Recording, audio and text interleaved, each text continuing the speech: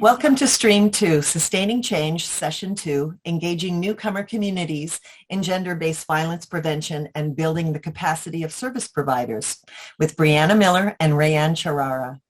If you're in the wrong session, please navigate to the session you're looking for through the menu on the left of your screen. Click the Sessions button and then click on the session you would like to attend. Briana Miller is the coordinator of the Nova Scotia Gender-Based Violence Prevention Project at the YMCA Centre for Immigrant Programs, and more recently transitioning into the acting manager working on the National Gender-Based Violence Settlement Sector strategy. She is passionate about social justice issues and engaging people in collaborative conversations to create social and systemic change. Rayan has actively worked with newcomers for over 7 years, and in her role in gender-based violence prevention for over 4.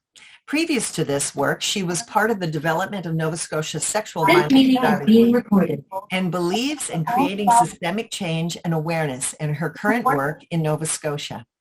She continues to advocate and support service providers to be more culturally informed in their work around gender-based violence prevention with newcomers and better understanding the unique barriers to accessing supports using free workshops and trainings.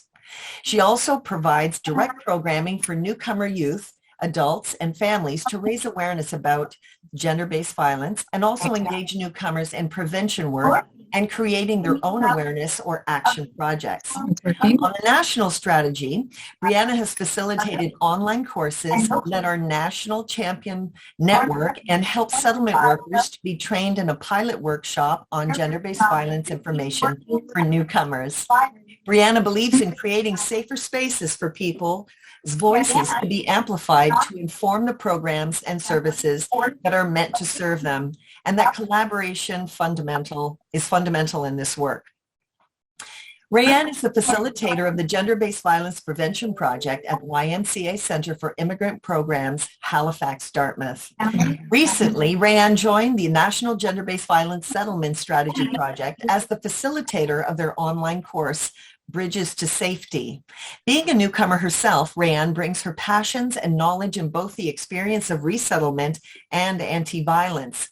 In her current work with the Gender-Based Violence Project, she focuses on helping newcomers feel a sense of belonging and creating inclusive, safe spaces by engaging newcomer women, youth, adults, and the 2SL LGBTQIA+ members in gender-based violence awareness and prevention work.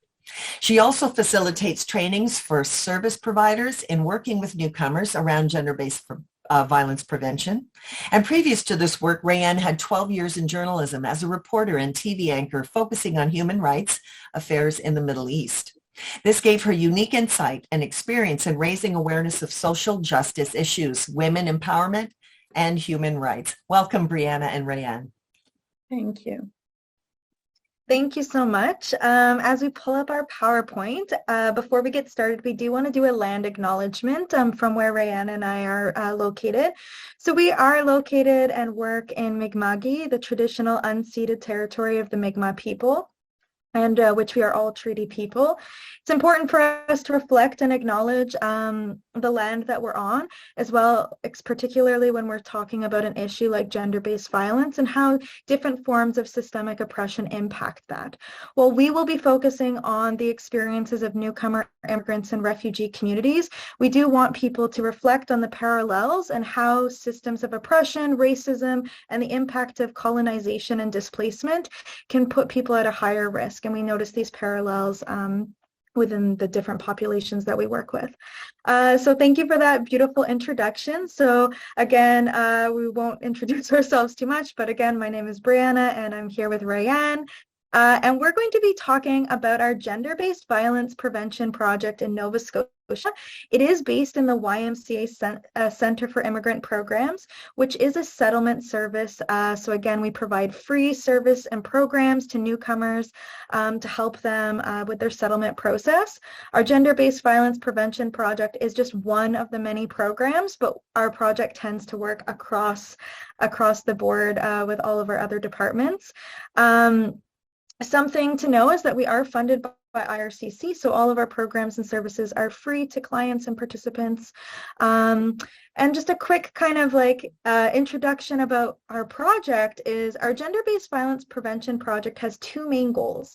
One is to build the capacity of service providers to better understand what is gender-based violence, what are the unique needs and challenges of newcomers to access supports and services, and to again share knowledge and build capacity across so that everyone who's working with newcomers has a better understanding both in prevention and intervention. The other part of our work is actually doing prevention programming with our newcomer clients of all ages. And so what we're going to do in this presentation is we're going to kind of highlight some of those teachings and knowledge sharing so that you can walk away with some maybe new information, as well as kind of highlight some ideas around best practices and how we do the program. The other part of our presentation that we're going to be focusing on is how we build that capacity and how yourself and your organizations might be also able to connect with the tools and resources we have. And while we are going to be focusing a lot on our Nova Scotia gender-based violence settlement, our Nova Scotia gender-based violence project, we are also partners with the National GBV Settlement Sector strategy. And so we are going to also talk about the importance of that connection. So thank you so much, and we're going to move on.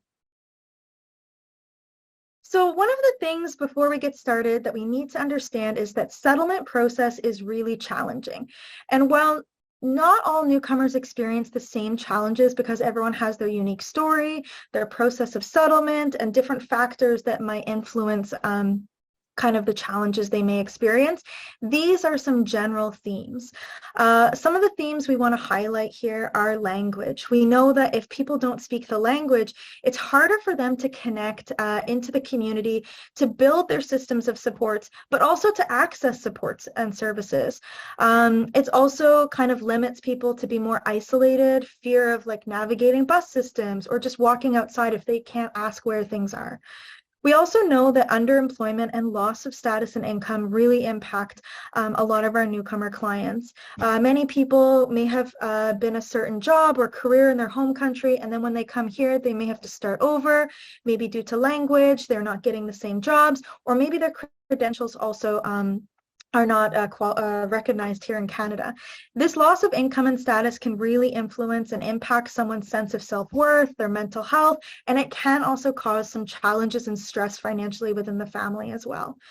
We also know loneliness and isolation are particularly challenging, and we do want to acknowledge that women, newcomer women often face increased isolation as well when they're settling here. We know racism is prevalent and many other things. For youth in particular, I want to highlight just a couple things. One is that we know that there's newcomer children and youth settle faster. They learn the language faster. They can build their confidence in the new country a little bit faster due to school and things like that. And so what happens is there's a shift of family roles. Oftentimes the children are taking on responsibilities like bank appointments, advocating with their landlords, booking medical appointments. And so this kind of shift of family roles makes it so that parents have to suddenly rely on their children, sometimes pulling them out of school, asking them to make phone calls and book appointments. And also the children and youth might be taking on roles that are a little bit above their age.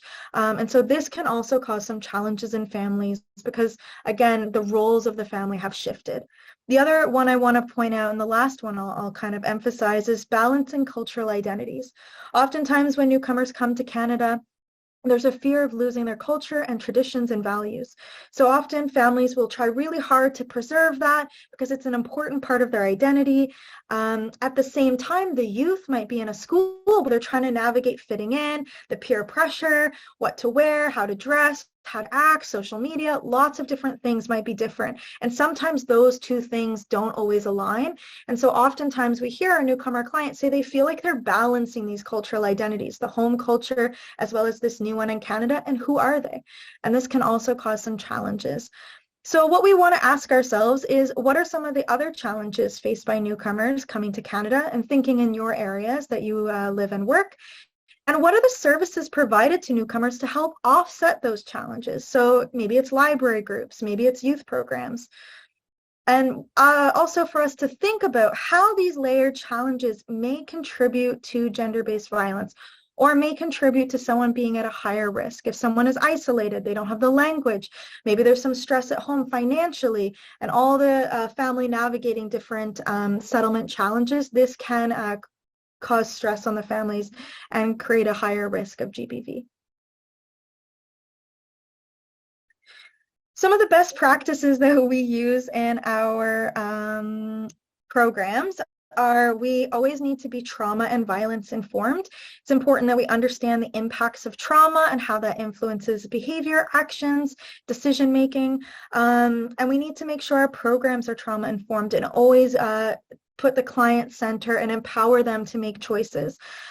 We also need to work from an anti-oppressive and an anti-racist lens. It's important that we acknowledge the different systems of power and privilege and forms of oppression that exist within our organization, and the dynamics between maybe a settlement worker and a client.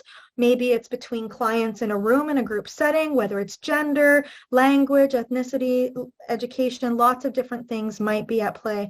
And we need to be really careful and mindful that we're understanding of how racism and GBV can intersect. Speaking of intersecting, intersectionality is important. We need to acknowledge newcomer clients as whole beings with multiple different intersecting identities. And so when we're providing supports and services, not to generalize them as just immigrants or just newcomers or just refugees, but they might be a newcomer who is from a particular country, a particular religion, particular sexual orientation, ability, lots of different things could impact the way that they navigate services and supports, and also the world around them as well. So that's something important to keep in mind. We also need to focus on being cultural humility. For a long time, there was a lot of focus and buzzword around cultural competency, but we believe that it's impossible to be an expert in any culture that is not your own.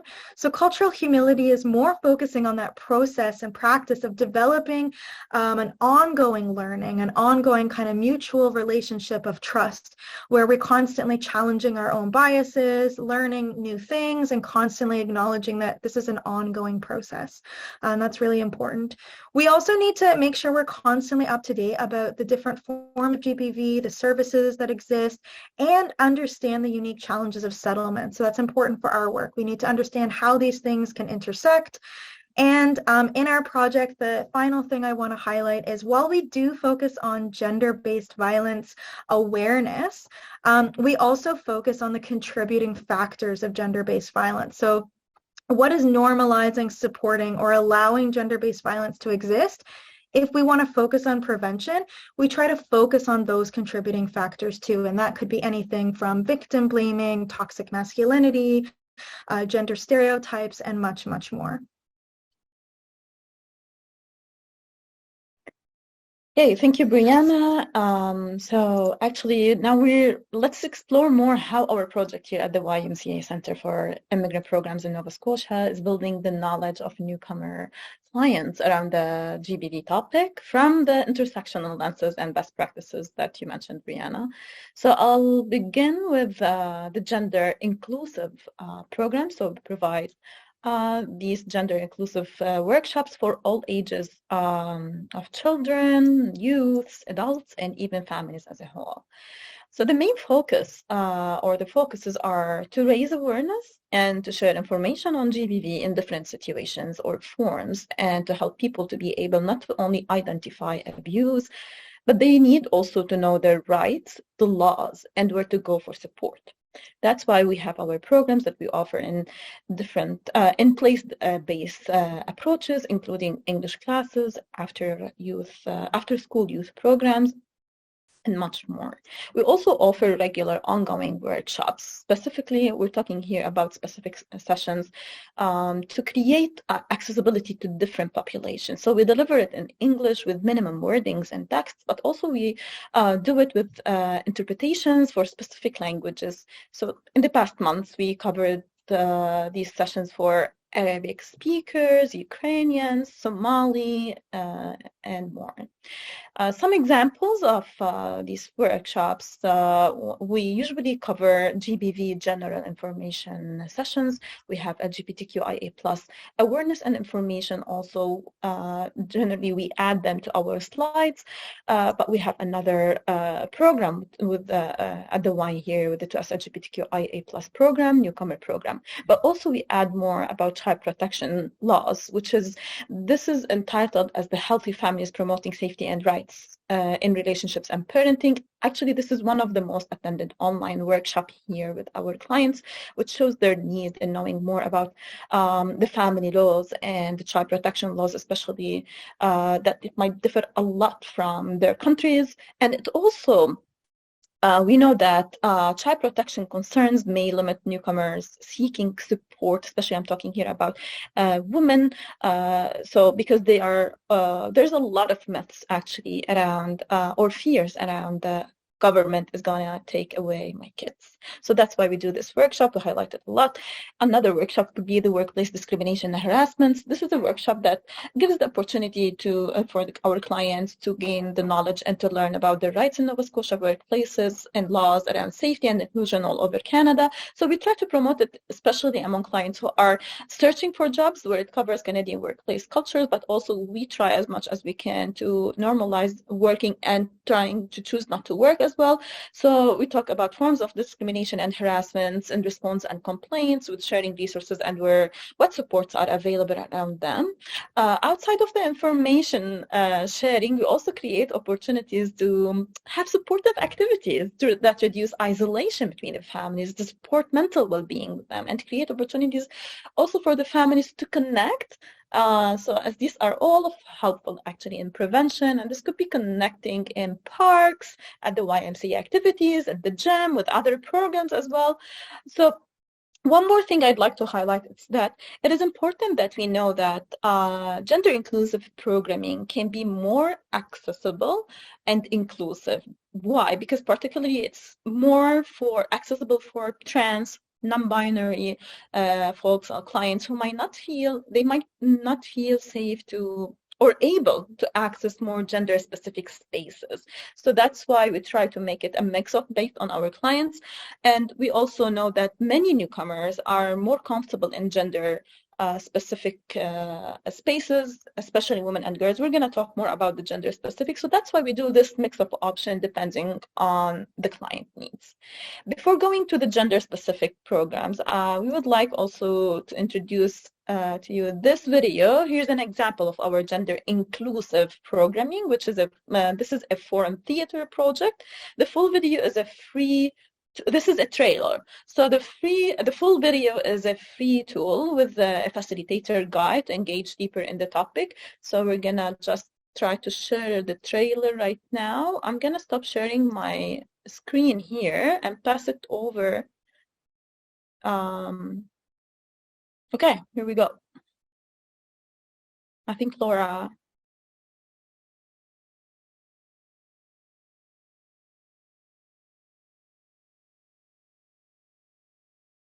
Okay, Laura, can you hear me? So can we share that video from your side?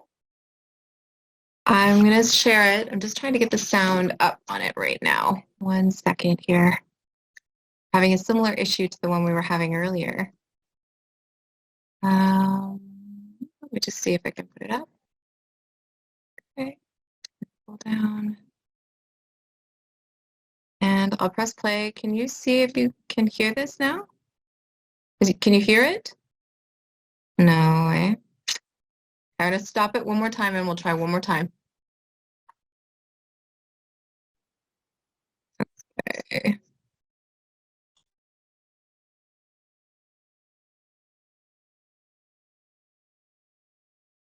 Thank you, everyone, for your patience. We're going to try it one more time, and if not, that's okay. We can move on because our video is actually going to be available at our booth as well. Yeah. But we will just give Laura one last try to see if we can. Yes, I'm going to try one more time and see if I can get this to go. Can one of you take the screen sharing option again? And I'm going to take it back and try and optimize it right after. Okay.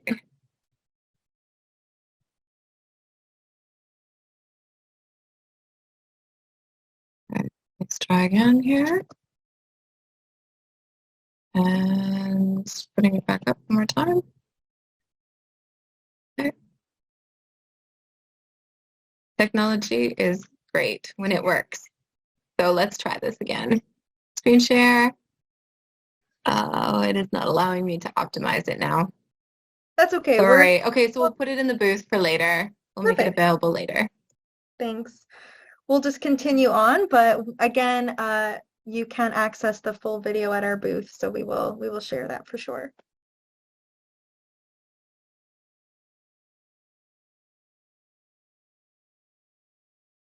I'm still muted. Anyway, so thank you, Laura, for that.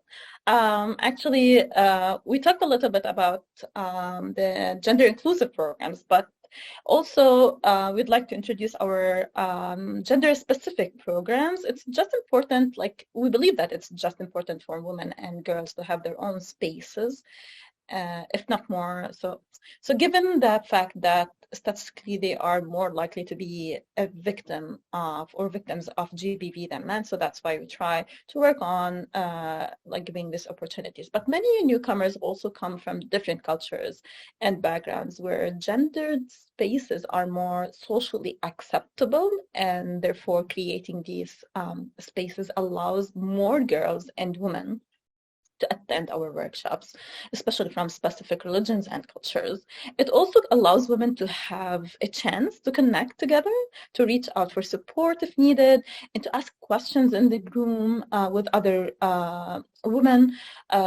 They also usually share and talk about their common challenges as newcomers, and to learn like from each other based on these challenges. And even they mostly like they share a lot their vulnerabilities among the group in the room, which makes us always amazed about like how they really want to support each other among their challenges. Some of the workshops we focus on for women and girls are to reduce isolation, to create connections and peer support, to create spaces for women to share, as I said, experiences and learn from each other. But some of themes are around self-care, women's empowerment, reducing victim blaming and labels, building skills, I'm going to talk more about it, confidence, capacity to speak out to these issues in generally.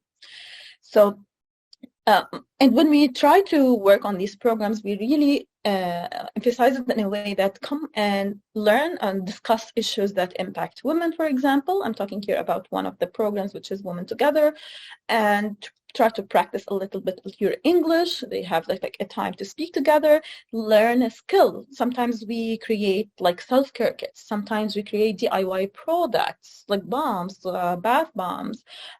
We can create, we do a lot of art. But also we create more like, sessions into more sports, like for example, the importance of yoga. And again, this is only a space, like we're talking here about a women-only space where we try to, even the yoga instructor would be only a woman, and we try to close everything around us to keep it very private for the women, especially women who are wearing hijab, so they can take out their hijab and feel more free when doing these exercises.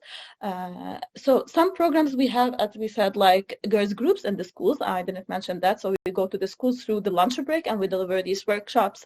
We have Y girls groups after school. We have young women leadership groups and adult women program that I talked about it, which is the Women Together. Again, it's a part to connect together to learn English.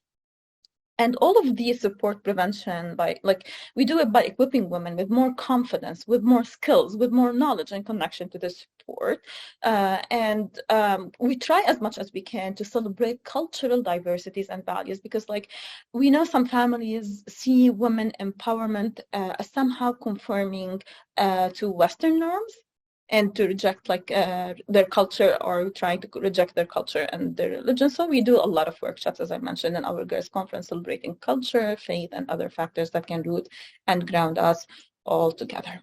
That's generally our women programs and girls program. Let's move to Briana with our unique program with men and boys. Thanks so much, Rayan. Oh, we're not there yet, but if you can get to the slide with men and boys, that would be great. So one of the things are that we do work with engaging men and boys. I'm not sure where it is. Brian?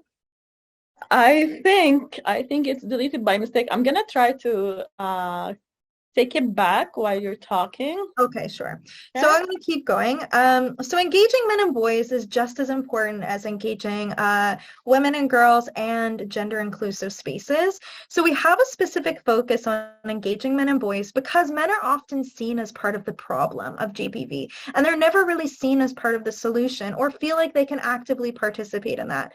This makes men often not want to engage in the topic of GBV, and this can be really, really challenging, and we know that we need to include men in the conversation.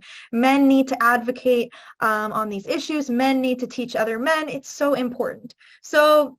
But to do men and boys programming, we need to be really sensitive and do it and make sure we're doing it from a feminist perspective. We need to make sure that we're modeling the behavior and actions that we want. So making sure that our staff who are leading it are modeling and creating kind of that positive male role model experience. Given that we are working with immigrant and newcomer men, our project, we believe it's essential to have 2 immigrant men also leading this project so they have a shared sense of understanding around these issues. One of the things too is that we really want to create spaces where men can be vulnerable, to learn to be vulnerable, to learn how to express their feelings with each other, learn to debate different topics and explore topics and question different topics together and learn from each other. So we really create that peer supportive space where it's okay to be vulnerable. It's okay to say that they're struggling and things like that. As you can see, we cover a lot of different topics. And so, you know, pressures and expectations of men. So one of the things people always ask us is, how do you get men into the conversation? Well, we first acknowledge that settlement is hard. The settlement process is very challenging. It can be very traumatic for some people. It disrupts families. It disrupts the roles and gender roles that might have previously existed. And this can be really, really hard for men. So we try to center their own experience as men in a new country, being a father in a new country. What are the expectations of a man in your own community? How does that impact you if you can't live up to those expectations? And we start exploring those. Slowly we go into mental health and mental wellness. How does your own mental health and wellness, how do you reach out for help? How does that impact your relationships and family dynamics? So we explore a lot of different things like that as well. One of the things too we want to highlight is, as Rayan was mentioning, all the programs we have for women and girls, we replicate also for men and boys. So similarly, doing place-based programming in schools, out of schools, for youth, for adults. And we also have this Men's Action Project, which is a young men's leadership project where newcomer men create their own campaigns and their own actions to raise awareness about GBV with other newcomer men. So it's very empowering because the men will explore different topics, they learn about their role kind of in the topic, and then they identify the ways that they want to kind of share that message. That has been in the past through photography, creating videos, creating their own booth once. They did like a booth for the 16 days of activism, and many, many more, and sometimes art-based projects as well, which you can, again, check out our booth and see some examples because we have videos of all of them. And I think one of the things, too, to acknowledge is that we always need to address different forms of sexism, homophobia, transphobia, and biphobia, and make that part of the conversation. And as Rayan was kind of mentioning with the gender inclusive training, we always try to add things into different topics because sometimes people might not come to a workshop that's labeled GBV or LGBTQ awareness, but they might come to something about employment. And then we can sneak in what are kind of social norms in Canada in employment, what are rights, and we'll connect to things like anti-racism or respecting religion, and our clients will really get behind that, and then we'll slowly also talk about gender in the same way and sexual orientation in the same way. So that's some of our men and boys programs. Some things to keep in note is that we do a lot of prevention programming, but people do disclose, and we believe that everyone needs to be prepared around how to handle disclosures.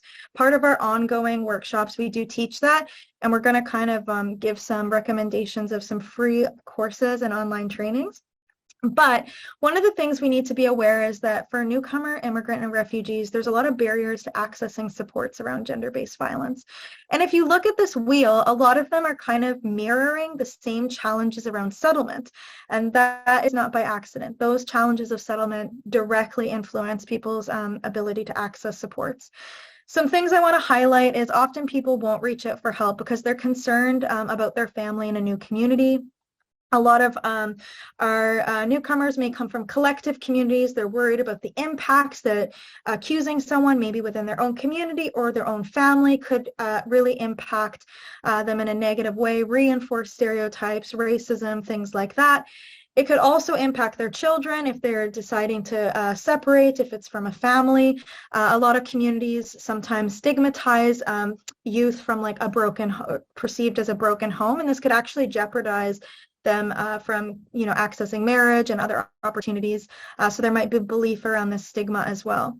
The other thing around that I want to mention is fear of stigma from their own community. A lot of our newcomer clients have expressed fear and concern about accusing someone within their own community in case they are victim blamed, in case they're blamed and the community turns on them. A lot of times when newcomers settle, the main support systems they have are their cultural, religious, or linguistic communities here. And sometimes those are really, really small. So to be potentially isolated or shunned or blamed from that community could really cut them off from supports that are essential to their settlement. So this can also be really damaging. On another end, it can be in a more extreme cases. We've also had newcomer clients who have faced actual risk of harm and violence from their own communities as backlash. And often our systems and services don't really protect people about that. An example, once we had a youth talking to someone about, the different ways that you can apply for protection orders and things like that from a perpetrator. And she asked innocently, how are you going to protect me from the larger community? Yes, maybe that person can't talk to me, but what about their cousins, their brothers, their friends, the larger community at large? So these are things we need to take into consideration. The last two things, I just want to, lack of knowledge about community resources is really important. A lot of times we just don't know what's available. We don't know, it's not obvious which ones include the police. Are they linguistically accessible? Can people really easily see what is it that you're serving? And sometimes people just don't recognize abuse. What are people's rights in Canada? What are the laws in Canada? What counts as abuse here? The things that we want to highlight too around disclosures is if you're supporting someone, please keep in mind that their status, their immigration status will play a huge role. Sometimes there's a lot of myths that perpetrators will use to create fear to newcomers around if you disclose, if you report to the police, I'm going to take the kids or you're going to be deported and things like that. So it's really important that you check in around status. If they're a permanent resident and a victim of violence, you can reassure them that that doesn't affect their status. If they have a precarious status here, it's important to connect with some sort of immigration lawyer or legal expert because there are certain applications people can make or there might be different pathways, particularly if someone maybe is sponsored by their abuser, there is kind of different applications to separate that. And language is really important that you offer translation. It's really hard sometimes for people to navigate sensitive information. Please provide opportunities to do that in their own language. However, be mindful of interpreters and translators and give the person a list of the names and genders because again, in smaller communities, they might not want to talk to someone that might be from the same background, from the same country, maybe is connected to the family, maybe is connected to a perpetrator. So it's really important to give those opportunities. As we emphasize, I know we're kind of running a little bit out of time. So capacity building is really important for us. So we do free service provider trainings that we provide locally in Nova Scotia to teach people about GBV, prevention work, working with newcomers, and all of the best practices. These are around 3-hour trainings, and we also tailor the training sometime to specific organization. We believe in reducing working in silos, so the capacity building is the idea that we all need to play a role in this. We all need to be aware of these things, and so we want to instead of working in silos, learn how to work together, share our learning together, share our best practices, make referrals easier, and collaboration between sectors. One of the things too is that all of our programming is informed by newcomers, and we are working with newcomers. We train all of our settlement staff. It's a mandatory training now. Even the receptionist at our organization to the English teacher, they all have to take our training.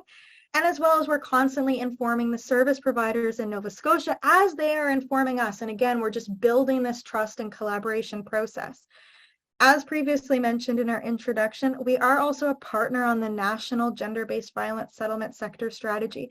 So locally, we're doing our work, but we're informing a larger strategy that connects the anti-violence and the settlement sector together. At the same time, we are benefiting from all of the learnings from that strategy as well.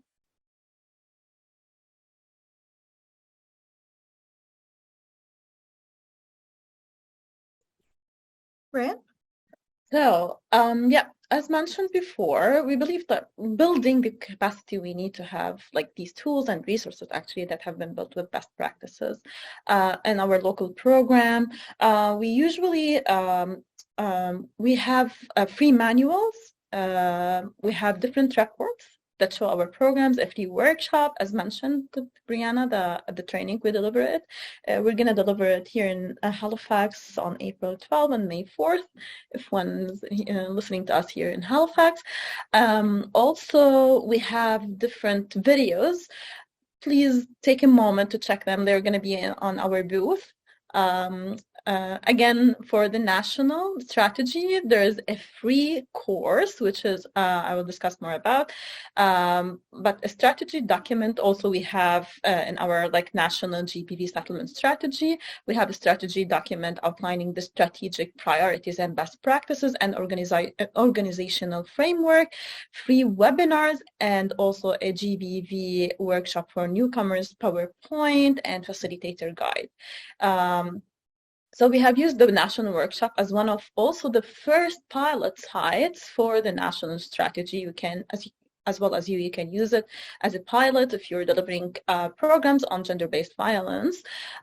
For also with the national, we have the Champion Network, which continues to meet on Zoom with a combination of connecting, deepening our learnings with ongoing teachers, and also opportunities to take action and implement the strategies, priorities in our work. And we connect all over Canada from different provinces.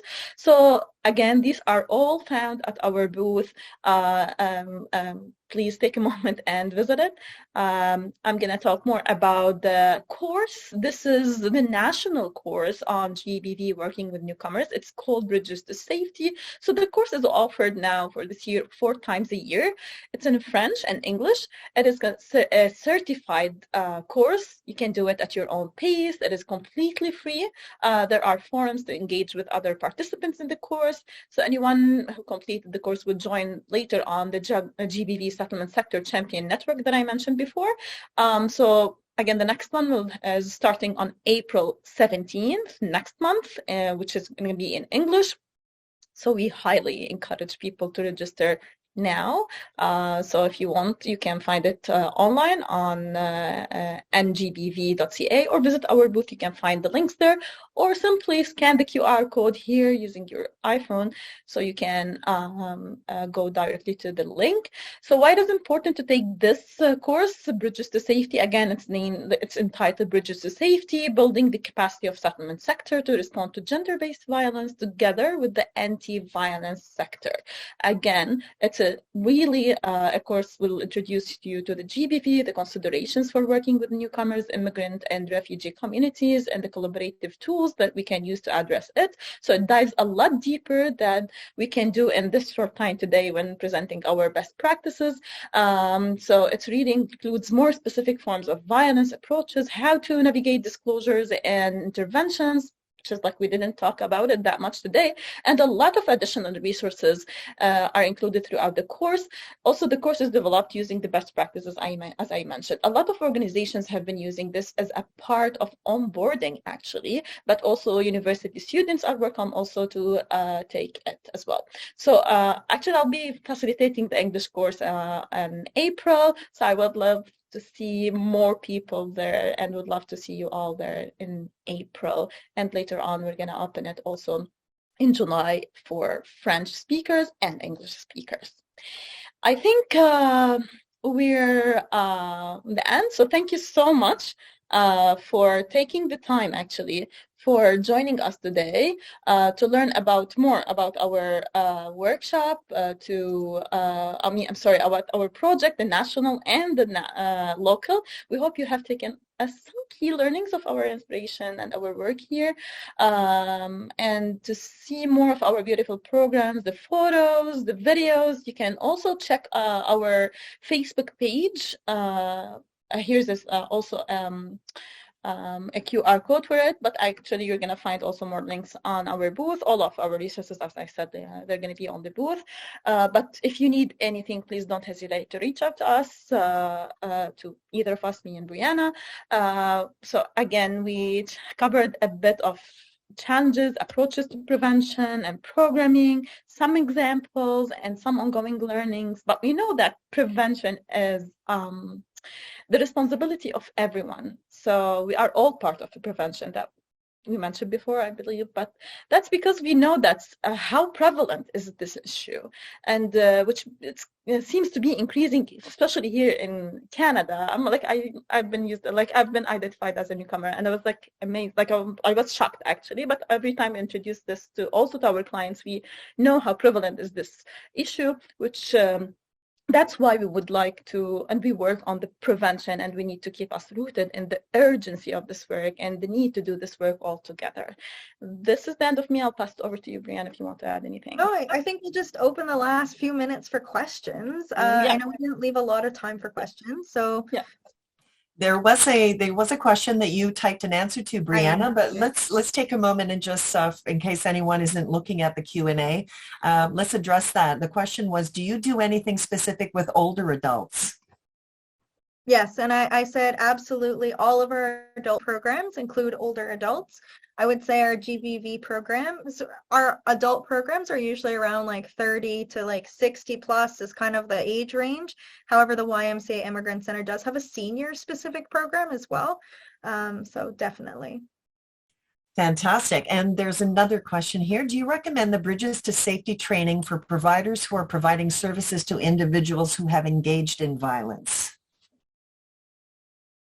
That's a good question. So I'm assuming they're thinking of the people who are perpetrating violence, right? I'm assuming that, yeah. I think, Rayan, do you want to answer, or do you want? Yeah, I mean, yeah, definitely. We would, we highly recommend you taking this online courses. Again, like it's an online course about responding to gender-based violence, including all forms of violence in the settlement and the anti-violence sector. So it's the bridges between these sectors. I really recommend it, and it will introduce to general GBV forums, considerations for working with newcomers and immigrants, and the collaborative tools you might use it to address it, or how to work on best practices, how to work with your clients as well. Yeah, they do have some specific recommendations, I think, in our strategy. And it is something that people do explore a little bit of, like how to work with perpetrators of violence. So as Rayan was saying, I think the knowledge, some of it will cross-compare. However, yes, it is more focused on supporting victims and survivors. But I think some of the information, particularly around understand the complexity of things like that, I think it can still be very useful. I have a comment here, not a question. Thank you for this fantastic presentation and response, and I have to agree with that. I wanted to ask you a question myself. Is there any area, and I mean, it was an amazing presentation. It seems so thorough, really, in both areas of providing service and prevention, which is so key. Do you feel or find that there are still any areas remaining that are a challenge, that there can't seem to be, that you're struggling with finding solutions to, or do you find that there is potential for new, I guess, roadblocks coming up or anything, or do you feel that it's the program is going really well and that all the issues are covered? So are specifically our challenges in our program, like you're wondering gaps in our program? Right. I think there's always more to be done. I think it would be pretty naive for us to think that we have covered everything. Our program is focused on 6 areas of violence, and some areas we haven't quite touched on as much, so including human trafficking would be an important point to explore a little bit more, and diving a little bit more specifically, and we do a little bit, but diving more specifically into 2S LGBTQIA plus newcomer specific supports, and that's something we're continuing to learn about and do more, but I think those are areas. Rayan, what do you think? Well, I would talk about one of the most challenge would be working on language, which is the language barrier brings we have different, even coming from an Arabic countries, sometimes we don't find the definitions, we can't find even the terms. It's and it's kind of totally new topic for newcomers, especially when talking about laws neglect and child protection is totally a new thing for newcomers here. So sometimes some topics might be totally a challenge because we're bringing a totally new topic when working with newcomers. Another thing would be also bringing the filling this gap between the youths and their parents, and most of the time we need to do this. We know how youths are more engaged in these topics, but at the same time we need also the parents to be and the adults to be more aware about gender-based violence, generally prevention, and keep them in the awareness about these subjects. Wow, very good points. Very good points. Well, I know that your program is amazing. It really is intriguing, and I hope that more people get engaged with it and spread the awareness that this exists. So I thank you very much for this talk. Our time is up, and we're going to break for lunch now. Thank you so much, and thank you. We'll see everyone after lunch. Enjoy your lunch, everyone. Thank you. Take care. Bye-bye. Bye. Great work. Thank you. Bye. Awesome. Wonderful. Thank you. Bye.